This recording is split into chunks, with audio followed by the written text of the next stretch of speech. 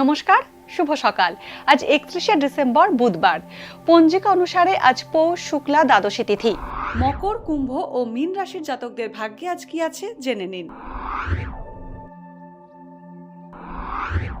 মকর রাশি, আজ মায়ের স্বাস্থ্যের উন্নতি হওয়ার সম্ভাবনা থাকছে। শৌখিন দ্রব্য কিনতে পারেন মকর রাশির জাতকরা।